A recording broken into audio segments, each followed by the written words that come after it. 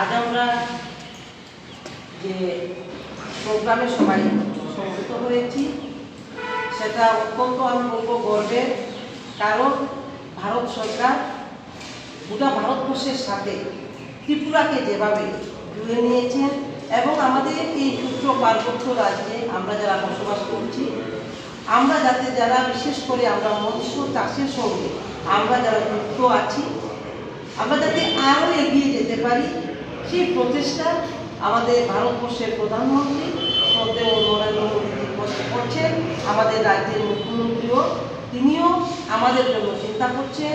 আমাদের এই ডিপার্টমেন্টের যিনি মিনিস্টার সুধাংশু দাস রয়েছেন উনিও চেষ্টা করছেন যে কীভাবে আরও এগিয়ে নিয়ে যাওয়া যায় পারপাস। তো আজকে আমরা এখানে আলোচনা হয়েছে, এখানে অনলাইনে আলোচনা হয়েছে, আমরা অনেকেই শুনেছি, তবুও আমরা 100% সবাই যে বুঝতে পেরেছি সেটা নয়। তো এখানে উপস্থিত আছেন আমাদের deputy director fishery north Tripura Animesh ঠাকুমা মহাশয়, এবং রয়েছেন সুপারিনটেন্ডেন্ট পয়নিসাগর এবং সুপারিনটেন্ডেন্ট ধর্মনগর এবং আপনারা যারা আছেন। তো আমাদের যে সিদ্ধান্ত আমরা নিয়েছি যে একটা নতুন একটা বলবো যে কিভাবে ইন্স্যুরেন্স করলে আমরা কিভাবে ইন্স্যুরেন্স করব এবং কীভাবে আমরা উপকৃত হব, বেনিফিট পাবো, ওইগুলো যখন ডিটেলস আমাদের অফিসে চলে আসবে এবং ওনারা আগরতলা থেকেও আসবেন। আর আমার একটা ইচ্ছা হলো এই বল আমাদের জন্য যথেষ্ট নয়।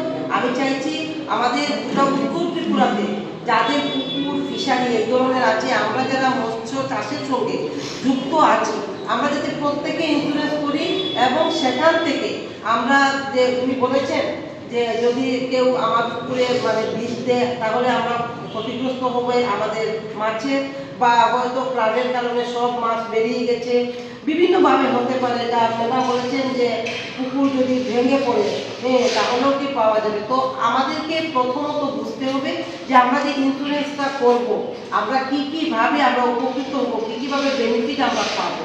তো এখানে আমরা আমার মনে হয় মার্চের শেষের দিকে আমরা টাউন হলে বড় আকারে সমস্ত উত্তর ত্রিপুরাতে যারা আমরা মাছ চাষের সঙ্গে মৎস্য চাষের সঙ্গে যারা আমরা যুক্ত আছি সবাইকে নিয়ে একদম বিস্তারিতভাবে ওনারা আসবেন এবং আমরা যত ধরনের প্রশ্ন থাকবে বোঝার জন্য আমরা সব কিছু বুঝবো। এবং এই ধরনের একটা যদি প্রোগ্রাম করা হয় তাহলে আমার মনে হয় আমাদের মোদিজি যে স্বপ্ন দেখছে